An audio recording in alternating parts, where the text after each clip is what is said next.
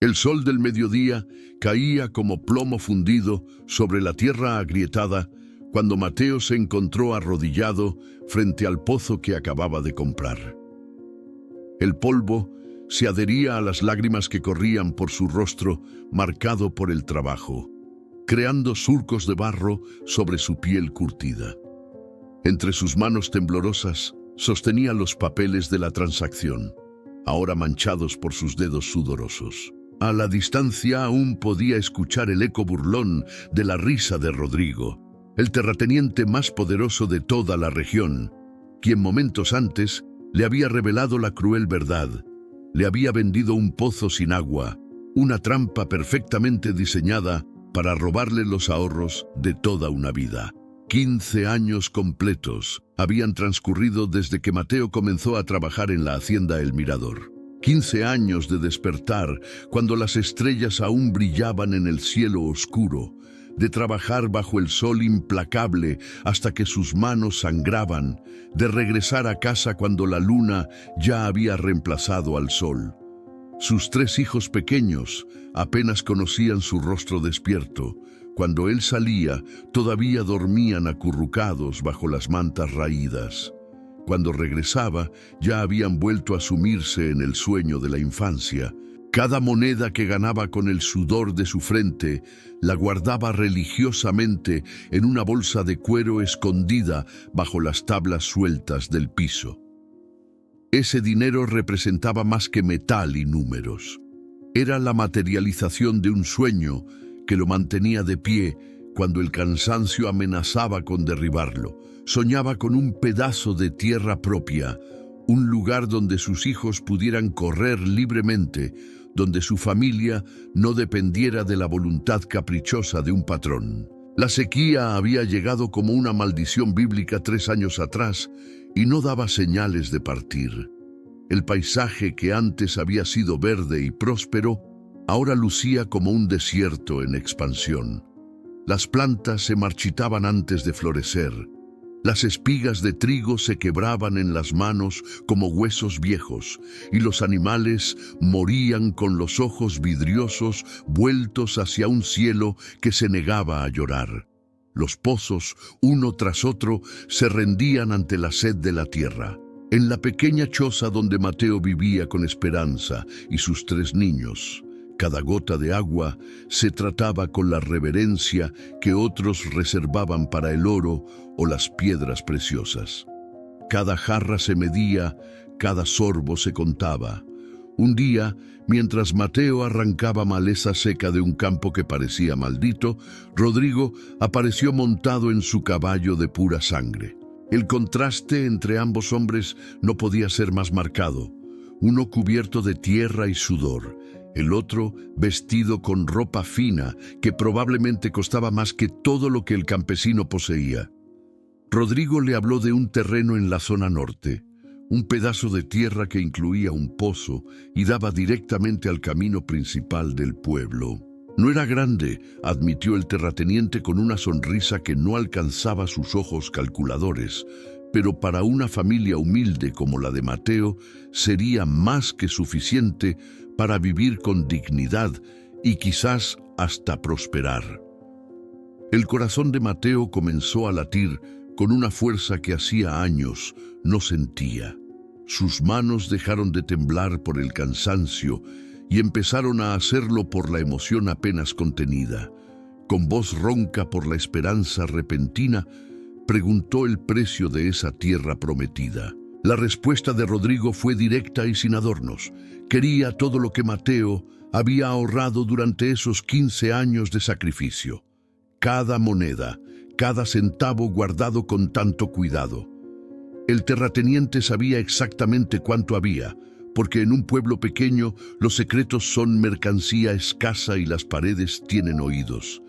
Cuando Mateo llegó esa noche a su hogar y le contó a Esperanza sobre la oferta, su esposa sintió un escalofrío recorrerle la espalda a pesar del calor sofocante. Había algo en toda esa situación que no encajaba, como una nota discordante en una melodía familiar. ¿Por qué un hombre como Rodrigo, que poseía más tierras de las que podía contar, vendería justo ahora, En medio de la peor sequía que la región había conocido, un terreno con acceso a agua. ¿Por qué no lo conservaba para sí mismo o para su propia familia? Esperanza expresó sus dudas con la suavidad de quien sabe que está hablando con un hombre desesperado por creer. Pero Mateo, cegado por años de soñar con ese momento, encontró explicaciones para cada pregunta. Rodrigo tenía tantas propiedades que una pequeña parcela no significaba nada para él. El pozo era modesto, insuficiente para las grandes necesidades de la hacienda. Al día siguiente, con manos que temblaban tanto que apenas podía mantener firme la bolsa de cuero, Mateo entregó los ahorros de su vida. Rodrigo contó cada moneda con dedos ágiles, acostumbrados a manejar fortunas. Verificó el monto 2 veces y finalmente extendió un contrato simple, casi tosco en su brevedad. Mateo firmó con una X temblorosa porque nunca había aprendido a escribir su nombre completo. El terrateniente firmó con una rúbrica elegante y elaborada y el trato quedó sellado. La mañana siguiente amaneció con una claridad cruel cuando la familia completa caminó hacia su nueva propiedad. Los 3 niños corrían adelante, sus risas llenando el aire como campanillas, ajenos a las ansiedades de los adultos. Esperanza caminaba junto a su esposo, permitiéndose por primera vez en años imaginar un futuro diferente. Quizás podrían plantar un pequeño huerto, quizás los niños podrían tener cada uno su propia habitación algún día. Mateo se acercó al pozo con el orgullo de un nuevo propietario brillando en sus ojos. Este era el momento que definiría su nuevo comienzo. Tomó el cubo oxidado que colgaba del brocal y lo dejó caer al interior del pozo, escuchando con anticipación el sonido que cambiaría todo. Pero el chapoteo esperado nunca llegó. En su lugar hubo un golpe seco, el sonido de metal contra piedra desnuda. Confundido, Mateo lo intentó nuevamente, ajustando el ángulo, bajando la cuerda más profundo. El resultado fue idéntico. Una tercera vez, una cuarta, cada intento más desesperado que el anterior. Finalmente, con un nudo creciendo en su garganta, se asomó al interior del pozo. Lo que vio le robó el aliento y las esperanzas simultáneamente. El pozo estaba seco como los huesos blanqueados que ocasionalmente encontraba en los campos. No había ni siquiera humedad en las paredes. Las grietas que recorrían la piedra hablaban de años, quizás décadas, sin ver una sola gota de agua. El silencio que siguió a ese descubrimiento fue absoluto. Hasta los niños dejaron de jugar, sintiendo instintivamente que algo terrible había ocurrido. La humillación llegó montada a caballo al día siguiente. Rodrigo apareció como si el encuentro fuera casual, pero la sonrisa en su rostro delataba la verdadera naturaleza de su visita. Encontró a Mateo en el fondo del pozo, intentando desesperadamente cavar más profundo con sus manos desnudas, las uñas rotas y sangrantes. Las palabras del terrateniente cayeron sobre él como látigos. Le reveló que el pozo llevaba 5 años completamente seco. Le confesó, con una alegría perversa, que le había vendido tierra estéril al precio de un paraíso. Se burló de su falta de educación, de su ingenuidad campesina, de su estúpida esperanza. Terminó su discurso con una observación que cortaba más profundo que cualquier cuchillo. Ahora Mateo tenía tierra propia, sí, pero su familia moriría de sed sobre ella. La risa de Rodrigo persiguió a Mateo durante días, resonando en su cabeza incluso cuando el silencio lo rodeaba. Esa primera noche, sentado en la oscuridad frente a la choza improvisada que habían levantado, Mateo no pudo enfrentar a su familia. No podía mirar los ojos de sus hijos sin ver el reflejo de su propio fracaso. No podía sostener la mirada de Esperanza sin sentir el peso aplastante de haberla defraudado. Se sentó solo bajo las estrellas indiferentes y lloró por primera vez desde que era niño. Fue Esperanza quien lo encontró allí, quien se sentó a su lado en silencio antes de hablar. No hubo reproches en su voz cuando finalmente rompió el silencio. En cambio, habló de pruebas y fe, de cómo las dificultades a veces nos ponen en situaciones imposibles, no para destruirnos, sino para mostrarnos de qué estamos hechos realmente. Sus palabras eran simples, pero llevaban el peso de una verdad profunda. Al día siguiente, dijo con determinación tranquila, seguirían cavando. Y así comenzó una rutina que definiría las siguientes semanas de sus vidas. Mateo cavaba desde que salía el sol hasta que ya no podía ver sus propias manos en la oscuridad. Sus palmas, que ya estaban endurecidas por años de trabajo agrícola, desarrollaron nuevas capas de callos que luego se abrían y sangraban. Cada noche, Esperanza vendaba sus manos con tiras de tela rasgadas de su propia ropa, aplicando ungüentos caseros hechos de hierbas que crecían silvestres en los alrededores. Los niños ayudaban sacando la tierra excavada en pequeños cubos, formando una montaña creciente junto al pozo. El pueblo comenzó a hablar, primero en susurros, luego en conversaciones abiertas. Algunos sentían genuina lástima por la familia, otros, quizás más honestos en su crueldad, simplemente encontraban entretenimiento en el espectáculo del loco, que cavaba en busca de agua donde claramente no había ninguna. Los niños del pueblo empezaron a burlarse de los hijos de Mateo en la escuela. Esperanza hacía el camino de 2 horas hasta el río 2 veces cada día, cargando jarras pesadas de agua sobre su cabeza y hombros, desarrollando una postura encorvada que la hacía parecer años mayor. Pero fue Mateo quien más cambió físicamente. Perdió peso que no podía permitirse perder. Sus ojos se hundieron en cuencas cada vez más profundas, rodeados de ojeras moradas. Sus movimientos se volvieron mecánicos, repetitivos, como los de un hombre poseído por un propósito que no podía articular, pero que lo consumía completamente. El pozo se volvió más profundo, tan profundo que cuando Mateo estaba en el fondo, apenas podía ver el círculo de cielo sobre él. Una tarde, después de semanas de trabajo incesante, Mateo golpeó la roca con su pico, no con esperanza, sino con pura rabia. Estaba furioso con Rodrigo, con el destino, con el universo entero, pero sobre todo consigo mismo por ser tan ingenuo. El golpe resonó diferente. No fue el sonido familiar de metal contra piedra que había escuchado miles de veces. Fue un tintineo, casi musical, que lo hizo detenerse inmediatamente. Con manos temblorosas, Mateo limpió el polvo del lugar donde había golpeado. Algo brillaba allí, capturando la escasa luz que llegaba hasta el fondo. Con dedos torpes por la emoción y el miedo de estar imaginando cosas, raspó más la superficie. Un fragmento pequeño se desprendió. Era pesado, anormalmente pesado para su tamaño, y brillaba con un lustre que Mateo solo había visto en una cosa: el oro que adornaba el cuello de la esposa de Rodrigo durante las fiestas del pueblo. Gritó pidiendo luz, su voz quebrándose por la emoción. Cuando Esperanza bajó una lámpara, ambos se quedaron paralizados por lo que vieron.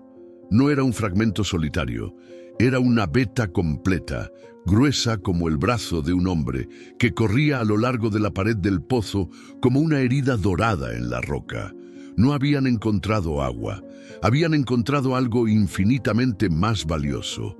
Esa noche susurraron en la oscuridad mientras sus hijos dormían a metros de distancia. Esperanza insistió en mantener el secreto absoluto. Mateo argumentó que la tierra era legalmente suya, que el contrato lo protegía, pero su esposa, más sabia en los caminos del mundo, le recordó que la ley a menudo se inclina ante el poder y la riqueza. Decidieron continuar fingiendo que buscaban agua mientras en secreto extraían el oro poco a poco, escondiéndolo en una pequeña cueva que cavaron al costado del pozo principal. Durante 3 meses trabajaron en este secreto compartido. Ni siquiera se lo contaron a sus propios hijos, temiendo que en su inocencia pudieran mencionar algo en el momento equivocado. Finalmente, cuando Mateo tuvo suficientes muestras, viajó discretamente a la ciudad más cercana. Allí encontró a un orfebre de confianza que confirmó lo que su corazón ya sabía. Era oro puro, de la calidad más alta. El dinero que recibió por esas primeras muestras era más de lo que había ganado en años enteros de trabajo. Mientras tanto, en la hacienda El Mirador, Rodrigo celebraba su astucia con otros terratenientes. Se jactaba abiertamente de cómo había engañado al pobre campesino, vendiendo tierra inútil al precio de un tesoro. Sus invitados reían y lo felicitaban por su habilidad para los negocios. Pero uno de los presentes, un ingeniero de minas que visitaba la región, escuchó la descripción del terreno con creciente inquietud. Cuando el ingeniero preguntó por la ubicación exacta, Rodrigo la describió sin sospechar nada. El profesional palideció visiblemente. Explicó con una voz que temblaba ligeramente que había estado estudiando la geología de la zona. Los pozos se secaban no por falta de agua subterránea, sino porque algo desviaba su curso natural. Y ese algo, casi con certeza, era una veta mineral rica. Los indicios que había encontrado en sus estudios preliminares sugerían la presencia de oro, posiblemente en cantidades significativas. El cristal que Rodrigo sostenía se estrelló contra el suelo de mármol. El silencio que siguió fue tan absoluto que todos pudieron escuchar los fragmentos de vidrio dispersándose por el piso. En ese momento, Rodrigo comprendió la magnitud de su error. A la mañana siguiente, llegó a galope a la propiedad de Mateo. Su comportamiento había cambiado dramáticamente. Donde antes había arrogancia, ahora había una urgencia mal disimulada. Ofreció devolver el dinero con un 50% adicional. Cuando Mateo se negó calmadamente, la oferta subió al doble, luego al triple, pero Mateo, recordando cada humillación, cada burla, cada momento de desesperación que Rodrigo había disfrutado, simplemente respondía que la tierra no estaba en venta. La máscara de civilidad de Rodrigo se resquebrajó. Amenazó con demandas legales, alegando fraude y engaño, pero Mateo señaló lo obvio. Todo el pueblo había sido testigo de cómo Rodrigo se burlaba del tonto que había comprado un pozo seco. ¿Cómo podría ahora alegar que Mateo sabía algo que él mismo desconocía? En las semanas siguientes, Rodrigo intentó todos los trucos sucios que conocía. Sobornó al juez local, quien rechazó el dinero después de que el sacerdote del pueblo interviniera. Contrató matones para intimidar a la familia, pero los vecinos, cansados de años de abusos del terrateniente, se organizaron para protegerlos.